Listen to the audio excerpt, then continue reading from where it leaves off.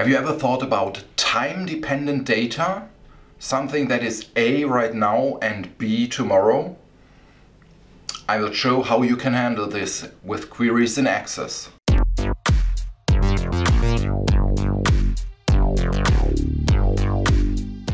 Hi, I'm Philip from codekabinett.com, and today I would like to talk about time-dependent data.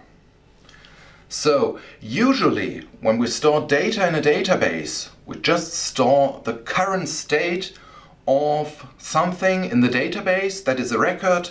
We enter it, save it, and that is the current state. If that state changes and we need to update the database, we will just edit the record, save it again, and then we got the new current state of whatever is stored in that record. That is usually fine because we want the current data. But what if we need to know what changed? What was the same record yesterday, or what was the same thing in real life yesterday? And I'm not talking about some sort of audit trail that logs the changes that a user applied to the database. But I talk about data that changes over time, but where we need to have all the previous states, or at least some previous states, available. One example is prices in a store. If you've got a customer that orders today, of course, the customer needs to know the prices. You display the prices to him and he puts in an order.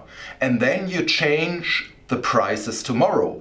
If you would just update the record while the order is not completely processed, then you would later print the invoice with the new price. But the customer ordered for the old price. So he would be rightfully really annoyed by you. So you need to store the old price and the new price. And even if there are mechanisms to like store the price in the order or stuff, that you don't need to have the history of prices but apply them to individual orders, it still would be quite annoying if you need to keep in mind when to change prices if your database is connected to the internet, or you have many employees who are not aware of price changes to a certain date and just look into the database to see the current price, and you need exact timing, like midnight today. You need to update the prices for them to be new prices tomorrow. So that is a bit of a pain, and I'm going to show you how to implement time-based data, like the state yesterday and the state tomorrow, in a table, and how to query the data. Let's go. For our current context, there are mainly three tables right now that are relevant. A table with orders, linking an order to a customer, and very interesting to us, the order date. Now, the order position is just the link between the order and the actual ordered item. So nothing special in here. And finally, the table with the items. And the most important thing for now is the net price in that table. And let's just think about potatoes.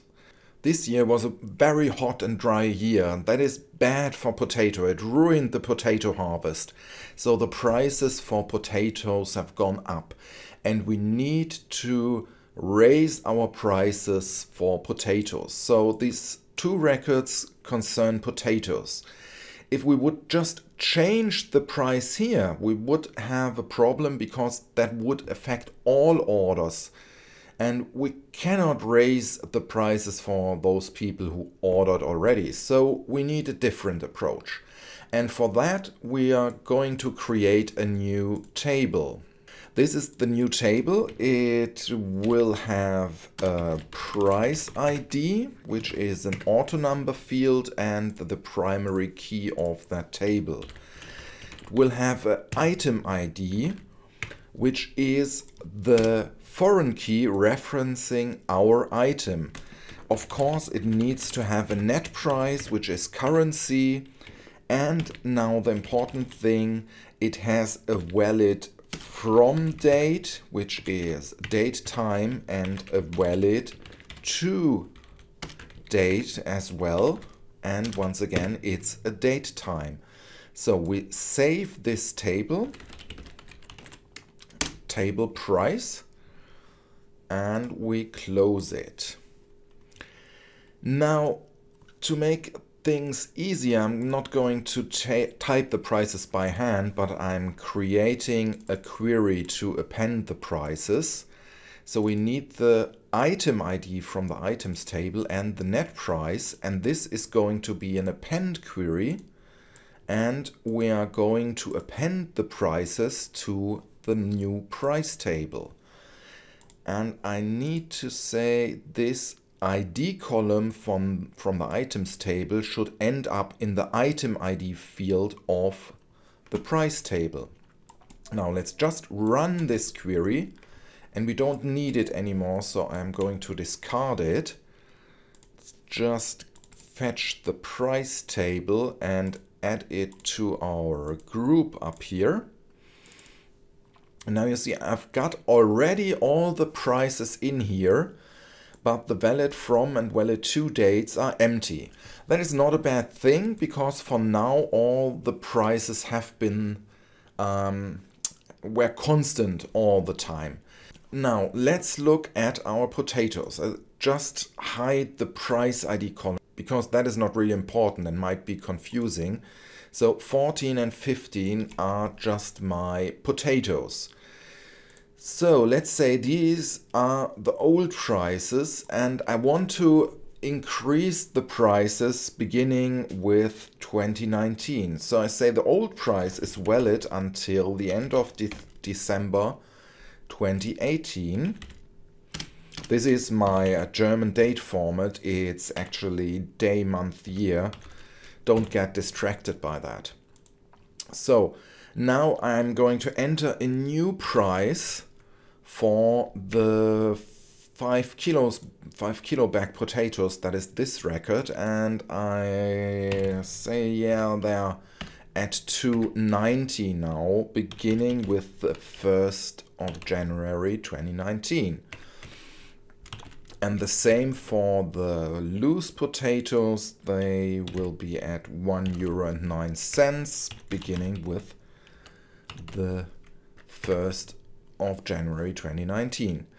I always like to allow null values to mean this price was valid from the beginning of time. And the same here. This price is valid from the first day of 2019, and it's valid to indefinitely. Okay, now let's look at our queries for this. I've got an order items query here, and for now our changes have no effect yet, because this query is only using the net price from the items table. And well, to avoid confusions, I'm going to remove the original net price field and going to add the table price here. And this is of course linked by the ID from the items table to the item ID in the price table. And now I add the net price. And I'm quickly run this table, and now you see there is an issue here, because now it's just filter for this order. There are two records with the different prices, because I have not yet filtered the data by date. So let's switch to SQL view, because I think it is much easier to write it there, and there's going to be another problem, and we are going to look at that later.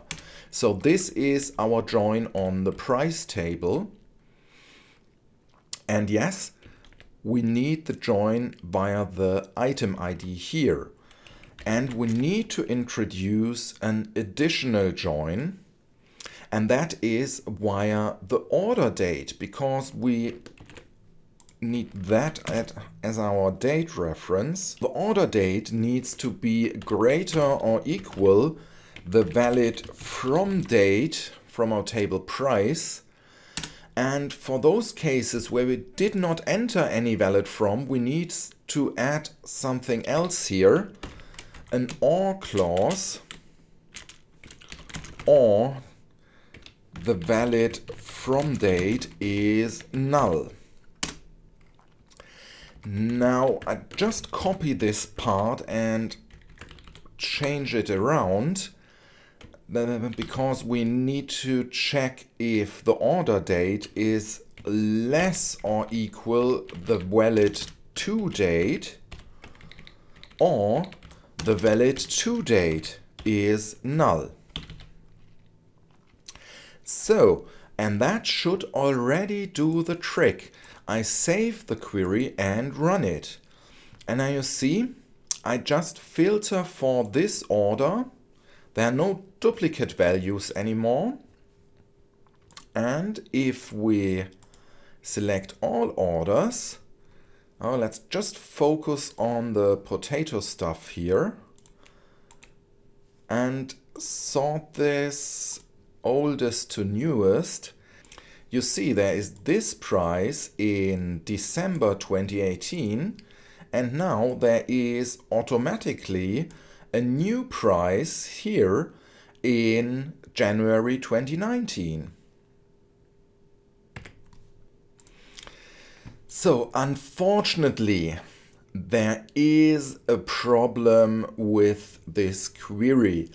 Well, not in the way that it does not work properly, but in another way. And I'm going to copy this to a text editor for future reference. Just put that out of the picture, because now I switch to design view, and this is the problem. This is one of the situations where the query works perfectly. The database engine can process this query without any problem. It is delivering the correct results and everything is fine. The query is adhering to SQL standards. There is nothing wrong with it at all, except the stupid Access Query Designer cannot handle the query. Wait a minute, I just show you what I copied from the SQL view.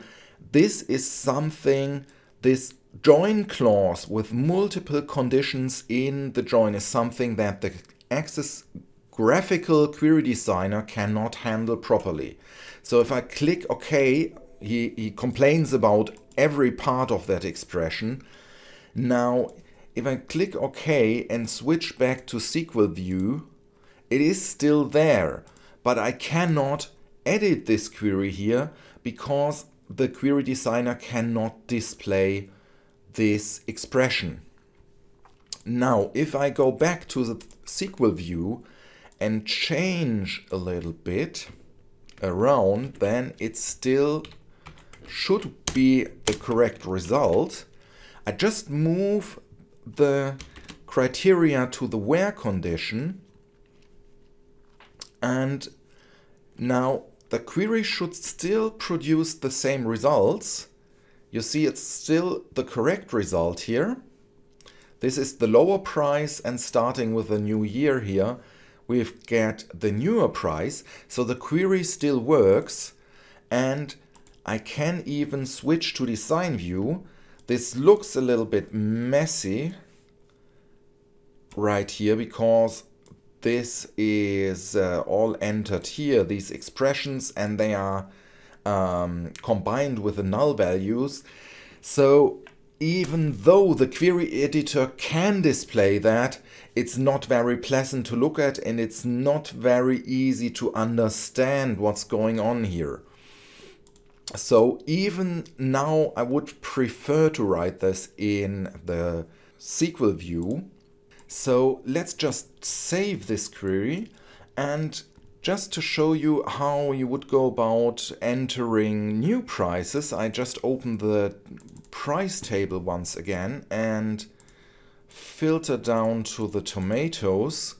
And let's say we need to raise the prices once again at the 16th of January. So I would just enter the 15th in here. And then I need a new price beginning with the 16th of January. That will be $3.50. And starting with the 16th of January, and the loose potatoes will rise to $1.29, beginning with the 16th of January. And I do not need to change anything in code. I'll just run the order items query, and now you see here with the 16th automatically the prices were increased, while on the 15th of January there is still the older lower price. That was the code sample. There's one thing to keep in mind. In the sample I showed only date dependent data without time. This whole concept works all the same if you have data that does not change at a daily basis, like that changes over at midnight, but it will work all the same if it changes to a certain time. But if you are dealing with such kind of data, you need to store the time together with the date in the valid to and valid from columns. In my example, if I wouldn't just store the order date as the day, but I would store the exact order time, then I would have entered like 1 minute to midnight, like 11 o'clock and 59 minutes. Or if the time even includes seconds, I would have had to include the seconds in the valid to and valid from dates. Well, with valid from, if it's at midnight, you can leave that out. But if you have data that changes during the day to certain times, you need to keep in mind that date and time are stored together. And if it can change any time, you need to store the exact time. Then it will work all the same. Okay, that was it for today. It's pretty easy if you see it. The query is a little bit difficult, and that is one of the reasons why I frequently write my SQL in a text editor and not in the Access query editor, and rarely use the graphical query designer. I actually made a video about that. But that aside, you've got a solid solution that you actually can use in practice. And I have used this solution in, I don't know, a number of databases in production, and it works very well because the display of the data with the valid from, valid to dates is something that can be displayed very easily in an datasheet or in continuous form or whatever, and it is easy for the user to understand the principle. But there are slight issues with this approach regarding normalization. But that is a topic for another video. I guess it will be released next week, so if you're interested, don't forget to subscribe. And I will explain the problem then, but as I said, the solution I showed today is a solid solution you can use in production. Thank you for watching, bye bye!